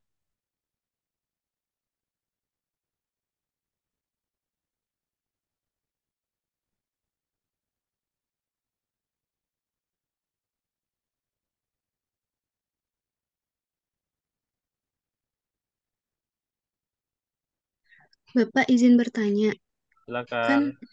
biasanya setelah kita komit kan warna highlightnya berbeda ya Pak. Mm-mm. Namun setelah kita udah save dan juga udah close filenya, itu tuh kalau mau open lagi tuh kadang-kadang highlightnya tuh kembali lagi Pak. Itu gimana ya Pak? Highlight apa tuh? Highlight dari skornya. Yang ini. Ya nggak apa-apa. Oh nggak apa-apa. Mm-mm. Nggak masalah. Warnanya doang kan, highlight hijau gitu kan. Ini kan ada hijau, Iya, ada biru. Yang ini kan maksud kamu ada yang kuning nih. iya betul Pak. Jadi itu kan kalau misalkan belum kan biasanya agak kepingan ya. Nah, Mm-mm. dia kalau misalkan udah selesai di commit itu biasanya agak ungu gitu, Pak. Cuman Betul. kalau misalkan di close file gitu, highlightnya tuh pas dibuka lagi beda lagi Pak, kayak kembali ke Hmm. awal lagi jadi warna pink-pink gitu lagi. Itu udah di commit tapi ya. Udah Pak, Baik, commitnya caranya gimana? ALT plus down. Ya, ALT plus down. Udah nggak apa-apa. Nanti kalau dibuka begitu lagi nggak apa-apa. Yang penting dia sudah di commit, ya. Artinya nanti dilihat aja nih. Kalau udah di commit itu dia pasti akan muncul di TM lookup. Misalnya ini kan belum kita commit ya. Di sini dia nggak ada nih. Kalau kita cari di sini dia belum ada di TM ini. Segmen historinya juga akan muncul. Yang atas yang EDC.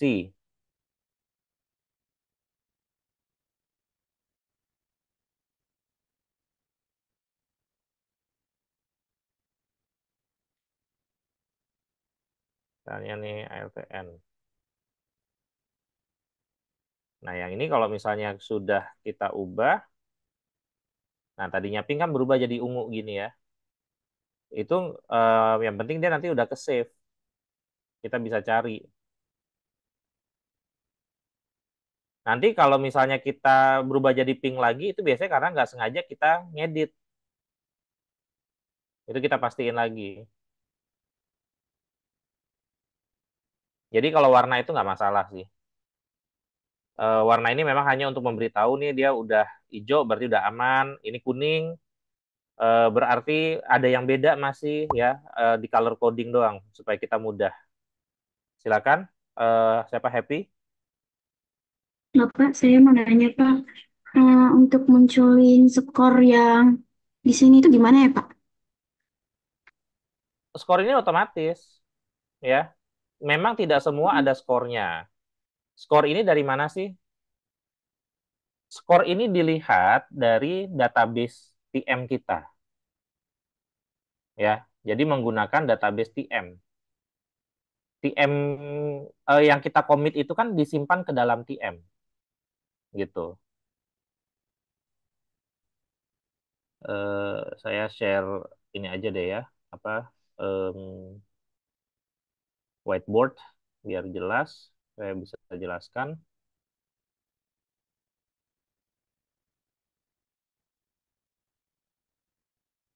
Kok nggak ada? Bentar, stop dulu. Where's the whiteboard?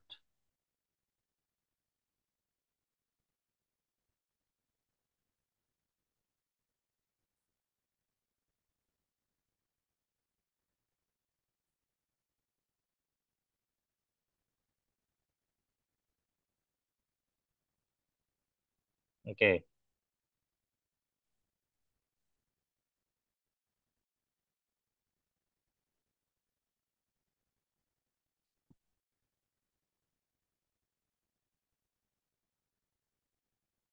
oke. Jadi bagaimana sih prinsip kerjanya ya?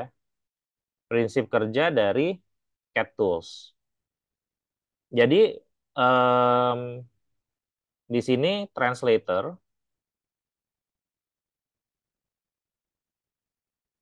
pertama dia akan mengedit dulu kan atau dia menerjemahkan. Sebelum menerjemahkan, ini segmen ya. Segmen ini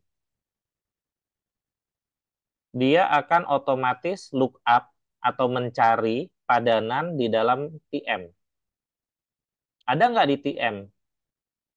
Kalau di TM itu minimal 70%, tergantung settingan ya, 70 atau 75%, ada kemiripan, maka TM akan menghasilkan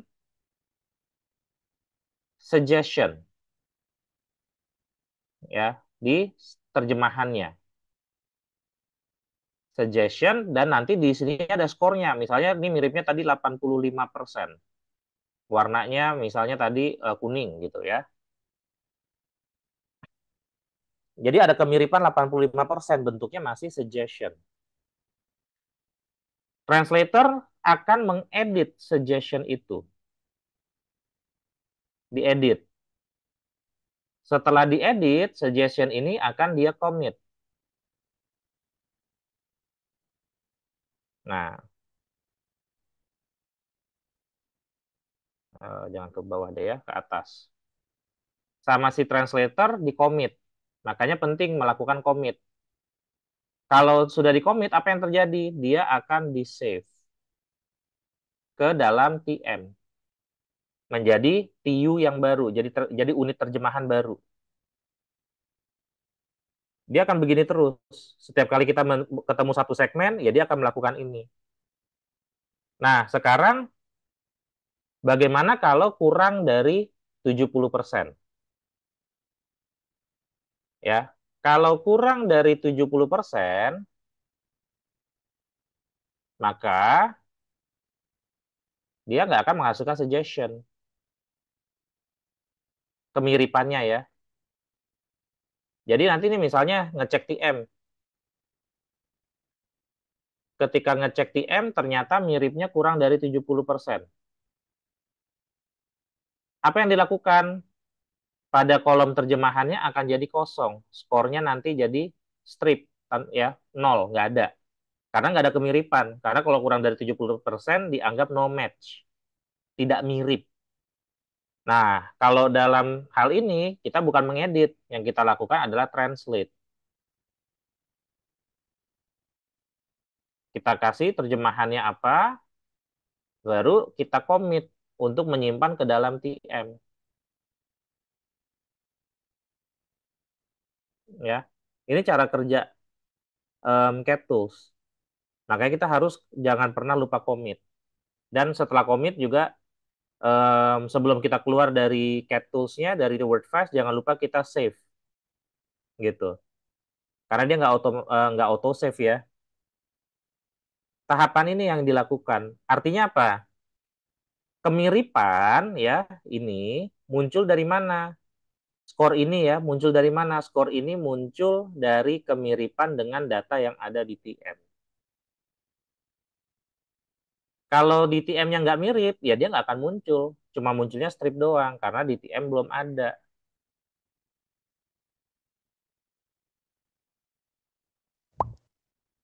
Ya, Siva?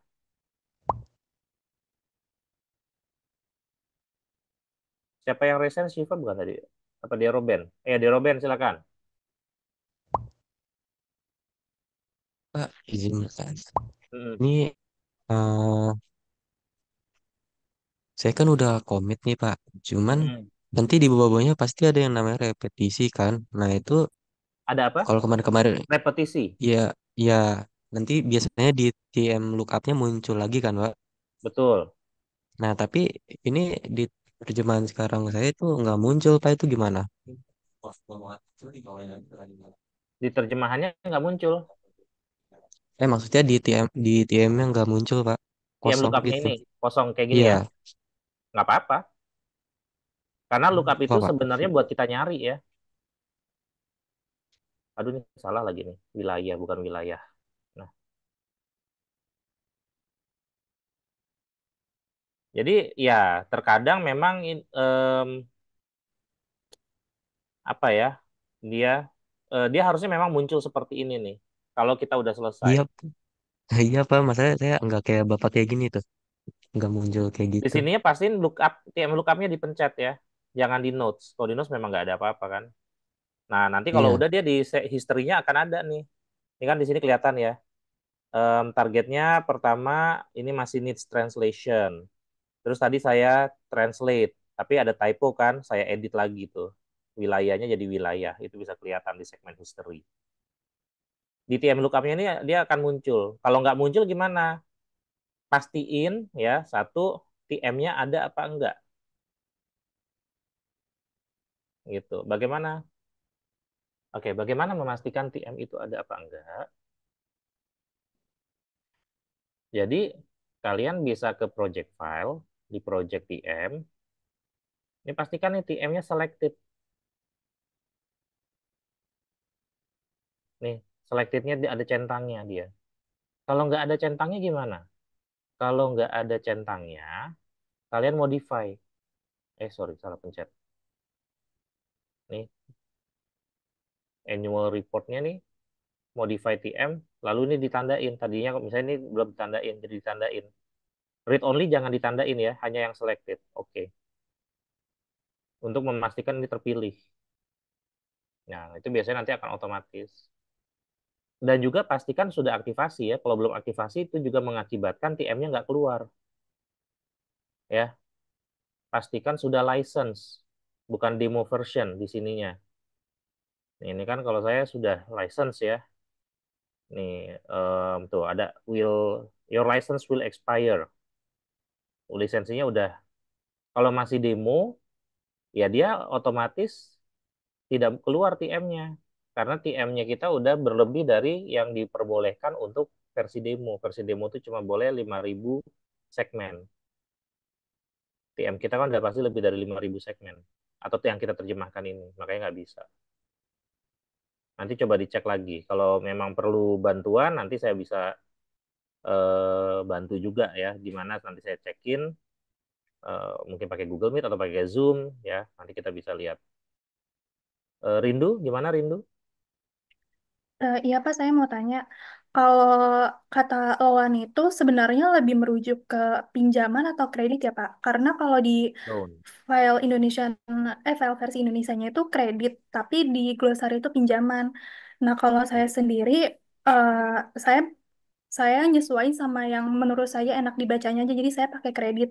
Tapi emang kalau ngikutin glosari itu lebih ke pinjaman Pak, jadi baiknya gimana ya Pak? Iya, oke. Loan ya. Loan itu dua-duanya boleh sebenarnya. Boleh kredit, boleh pinjaman. Ya. Em, yang penting itu konsistennya aja. Berarti satu kelompok itu sama aja. Yang penting apa pakainya. Kayak tadi misalnya ternyata di teksnya yang BRI ya itu ada dia pakainya memang pakai kredit. Ya semua pakai kredit. Atau mau ngikutin yang ada di dalam term base pakai pinjaman semua, nggak apa-apa. Yang Jadi, penting konsisten. jadi itu lebih ke kesepakatan kelompok ya Pak? Kesepakatan kelompok betul. Oke. Oke, baik Pak, terima Lebih ke kasih. kesepakatan kelompok.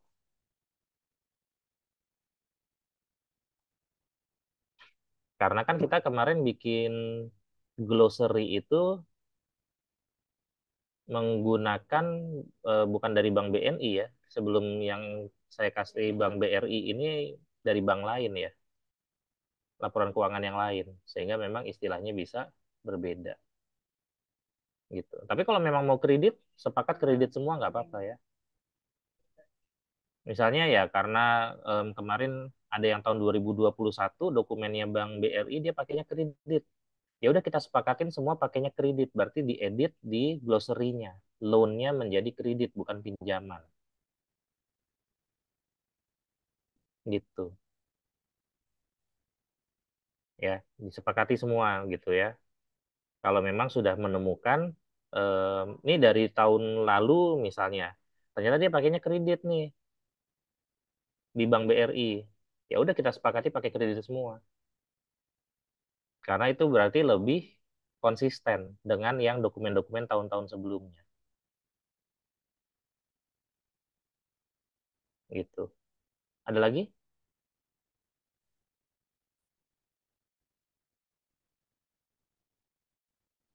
Nah, ini saya kasih lihat ya teman-teman yang contoh-contoh yang ini nggak ada kan ya. Nih kayak gini. Dia karena dia angka aja muncul. Tapi ini kayak company dia belum menemukan ada padanan dalam TM. Di TM belum ada, makanya skornya nggak ada. Ya.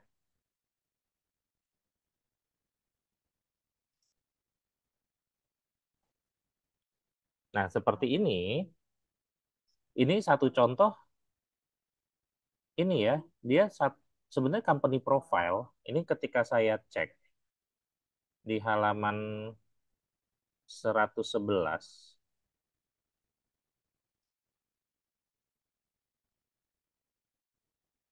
Coba saya lihat 111.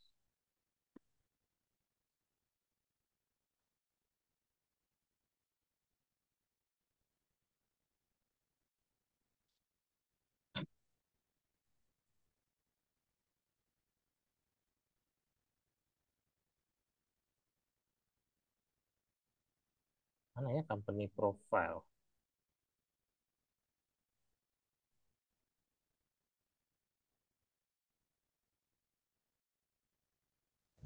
ini misalnya ya.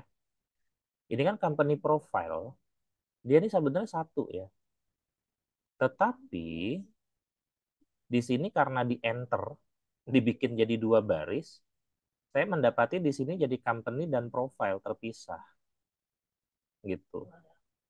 Terus bagaimana? Ya, di sini tentu saja kita bisa, tapi masalahnya di sini nggak bisa di merge ya. Nah, ini yang kadang menjadi masalah nih.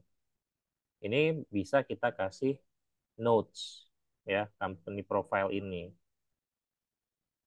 Ini bisa kita klik kanan, kita bisa add note di sini.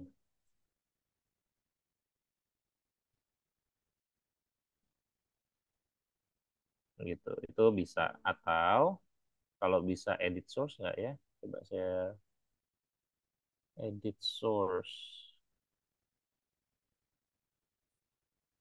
Nah, oh nggak bisa di enter. Ya, bisa cuma spasi. Ya, berarti nggak bisa. Terus menerjemahkannya bagaimana? Em, nggak apa-apa. Kita pakai dulu misalnya di sini perusahaan. Jangan meskipun di term base-nya di terminologi ada perseroan ya, tapi nggak sesuai konteks. Ini kan konteksnya profil perusahaan, bukan profil perseroan untuk company profile ini. Kita di sini berganti profil.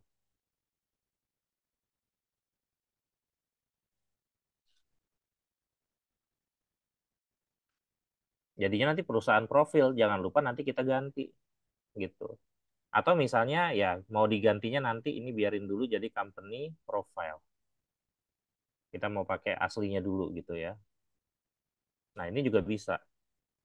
Nanti kita ganti jadi profil perusahaan setelah kita selesai editing terakhir ya di teks yang sudah jadi, baru kita ganti.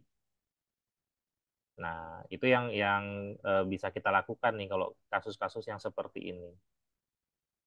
Natalia, silakan. Happy, sorry Happy, kirain siapa? Ya, Syifa tadi nanya di chat, Pak. Oh, Siva nanya di chat. Bapak kalau lupa di commit tapi udah selesai, boleh, boleh, boleh. Ya, kalau lupa. Nah, tapi ini udah selesai ya, tapi lupa di commit gimana? Apa yang perlu dilakukan? Yang menjadi repot itu nanti adalah kalau udah selesai tapi lupa di commit, itu mengecek akurasi. Ya, kenapa? Karena pasti otomatis semuanya masuk ke dalam TM. Jadi pasti atau konsistensi lebih tepatnya ya, yang susah kita cari itu konsistensinya nanti. Bagaimana kalau kita mau ngecek konsistensi? Teman-teman nanti bisa coba lihat di lookup-nya sini.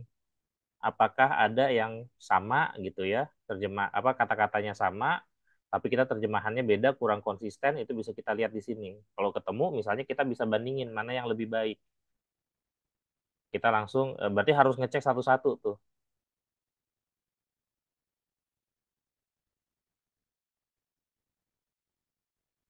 gitu ya. Oke, nah ini ya yang tadi repot nih, kita ngubah satu-satu nih.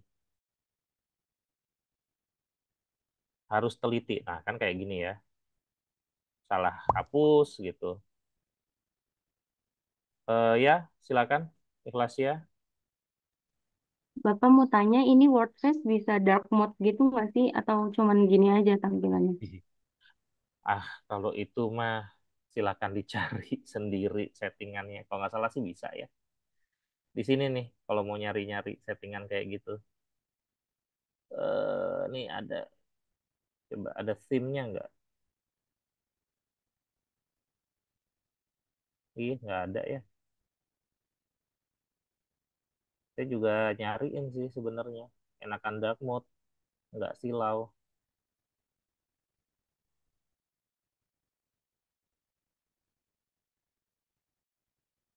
General. Iya ya. Coba kita lihat.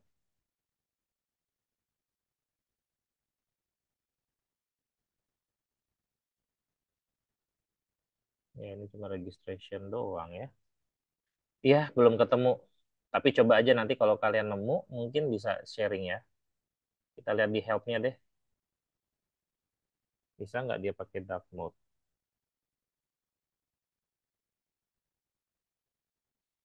Sebenarnya sih ngeceknya paling gampang, coba Windows-nya pakai dark mode di Windows. Kalau dia otomatis berubah jadi dark mode, berarti dia ada mode dark mode-nya ya. Ada nggak coba dark atau theme gitu ya.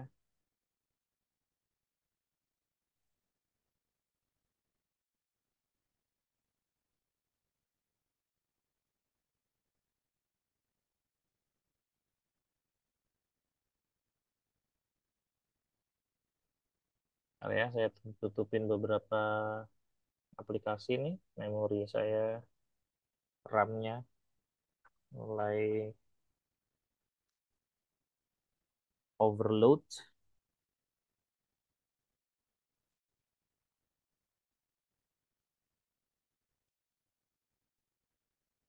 Ya nggak tahu deh ya, nanti coba dicek aja bisa apa enggak. Kalian bisa coba cari. Kalau saya sih belum menemukan ya. Tapi biasanya sih bisa, biasanya. Karena memang WordFast ini saya nggak sering pakai. Ya nggak ada. Kayaknya nggak ada ya. Timnya coba.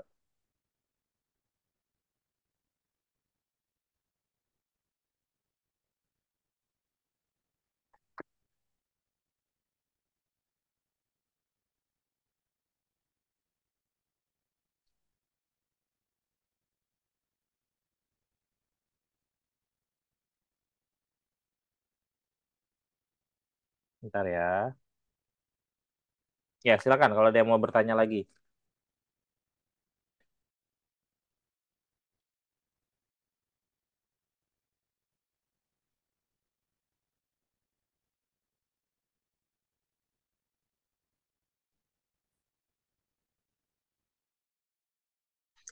Bapak izin bertanya terkait Ya. UTS gimana ya Pak?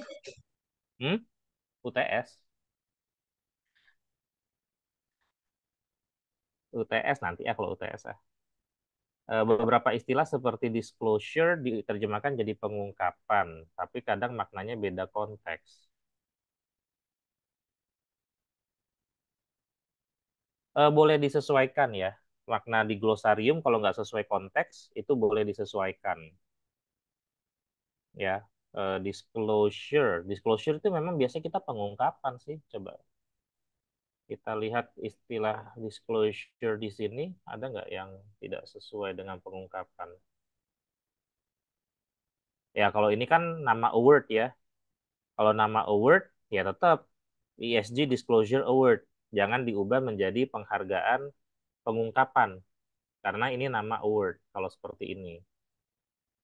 Ini juga sama ya. Tapi kalau ini disclosure and transparency. Ini bisa jadi pengungkapan dan transparansi. Disclosure of credit, pengungkapan credit risk exposure, ya. Ya, tergantung konteksnya memang. Tapi ya tadi saya bilang boleh ya. Oke, terkait UTS, bagaimana UTS? UTS kalian bentuknya adalah terjemahan dari ini ya. Yang udah 100% ya bagus ya. Tapi nanti dikumpulkan sekelompok. Jadi harus semuanya sudah 100%. Kalian nanti akan mengumpulkan proyeknya. Itu yang nanti akan dihitung sebagai UTS. Kapan pengumpulannya? Pengumpulannya tanggal 30 ya. Jadi seminggu setelah UTS tuh pengumpulannya. Itu harus sudah selesai ya, sudah bisa dikumpulkan. Di 29 lah ya, jangan pas 30-nya ya. Di tanggal 29-nya itu. Nanti kalian kumpulkan proyeknya, pastikan udah selesai semua. Nah, lalu dikumpulkan. Dijadiin satu dulu. Makanya nanti di kelompok tolong diperhatikan benar-benar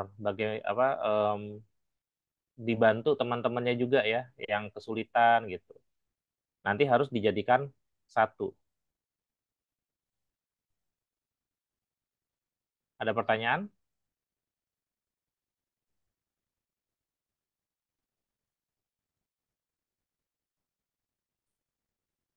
Mau tanya, Pak Hmm, izin. Ya silakan. ikhlas aja. Iya, silakan. Suaranya Untuk hilang. pengumpulan filenya nanti bentuk Word atau gimana, Pak? Enggak, buat UTS bentuknya enggak Word belum, karena kan belum kita sempurnakan ya, baru terjemahan kasar. Tapi Berarti bentuknya TXLF aja. TXLF-nya betul, Baik, yang akan terima kasih loh, Pak. dikumpulkan.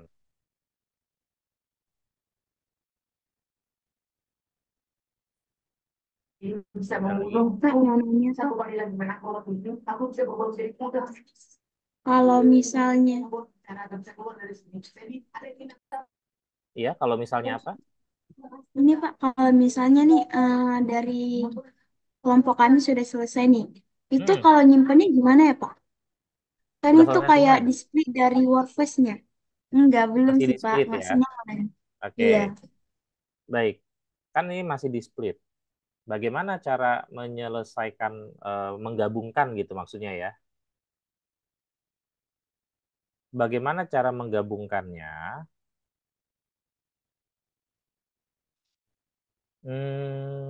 Menggabungkannya adalah ini yang udah selesai nanti mengumpulkan ke satu orang ya. Mengumpulkan apa? Cukup yang dikumpulkan adalah TXLF dan eh, TM-nya ya, translation memorinya itu juga dikumpulkan. Translation memorinya bagaimana mengumpulkannya? Dengan cara ekspor. Misalnya ini ya, masuk ke project, lalu ke project TM, ini diekspor nih, diklik dulu. Ini misalnya yang annual report diekspor. Ekspor, browse, misalnya mau dikumpulkannya di mana gitu ya. Misalnya saya kasih dulu, kasih nama, jangan lupa, biar temannya nggak repot nanti. Ini namanya annual report Zilal. Udah nanti di save. Jadi yang dikirim ke temannya TMX-nya aja dulu ke satu orang sebagai project manager di kelompoknya ya, sebagai koordinator di kelompoknya. Si koordinator ini dia nanti akan melakukan import TM ke dalam TM-nya dia. Saya nih sebagai koordinatornya, teman-teman saya udah ngumpulin nih.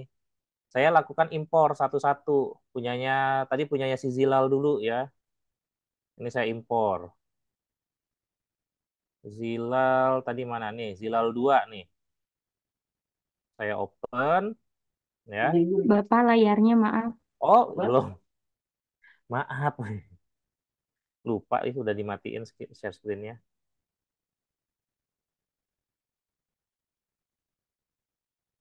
Saya ulang ya.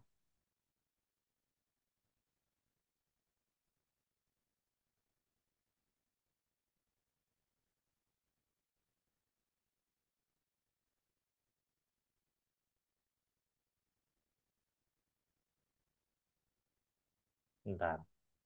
Recording in progress. Oke.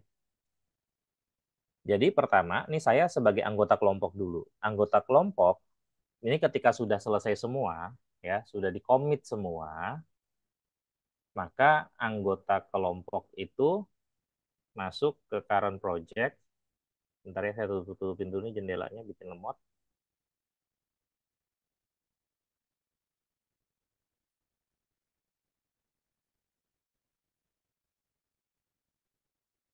Oke, maka saya akan ekspor TM, ya. Jadi saya akan ekspor TM dulu. Makanya, tapi saya harus memastikan dulu TM-nya udah benar. Bagaimana caranya? Saya buka dulu nih si annual report nih. Saya double klik, dia akan membuka.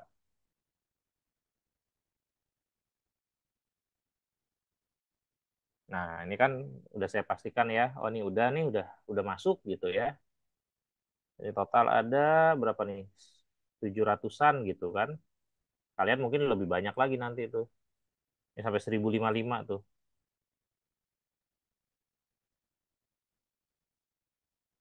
Oke, ini udah misalnya udah ada, semua kita udah pastiin.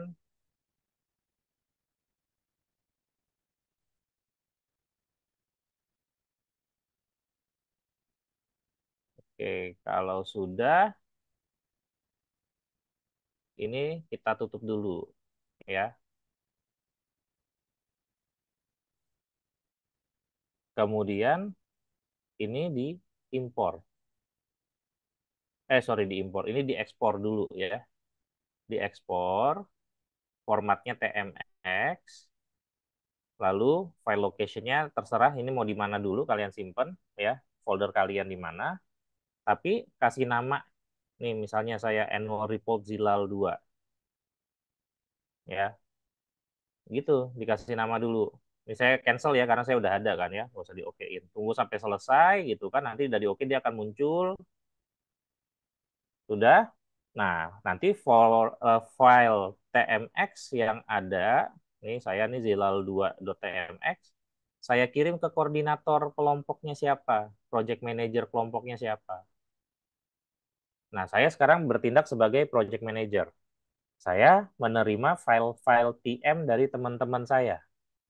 Apa yang saya lakukan? Yang saya lakukan itu pertama, saya akan impor TM. Supaya apa? Saya mau masukin TM teman-teman saya ke dalam TM saya. Jadi nggak perlu ada banyak file TM-nya. File TM-nya cukup satu aja nanti. Nah, ini saya browse, import file. Tadi, nih yang Zilal 2 dari teman saya nih. Udah, ini yang import into existing ya, jangan yang create a new TM. Existing TM-nya pastikan yang benar. Ini namanya annual report, nih juga annual report. Kalau TU-nya sudah ada, itu bagaimana? Saya pilih override if attributes are identical. Di sini ya. Pilih yang override if attributes are identical. Jadi kalau identik dia akan meniban. Atau bisa juga pilih add as a new TU juga bisa, nggak masalah. Ya. Yang lain jangan ada yang diubah ya. Ini jangan dicentang gitu. Lalu klik OK. Nah, ini preparing TM, importing. Ya, oke. Udah selesai diimpor. 1080 have been imported. Udah kan?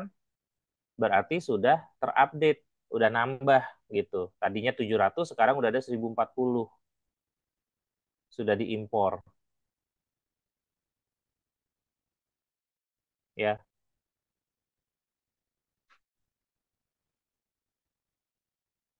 Nah, kalau sudah, nanti saya nih si koordinator saya ekspor lagi TM-nya. Ya, browse. Nah, baru saya kasih nama annual report kelas 3A kelompok X ya, kelompok 1 2 3 4 5. Save. Nah, nanti project manajernya mengumpulkan ini ke saya. TMX-nya doang. Oke. Ya, TM-nya itu yang dikumpulkan.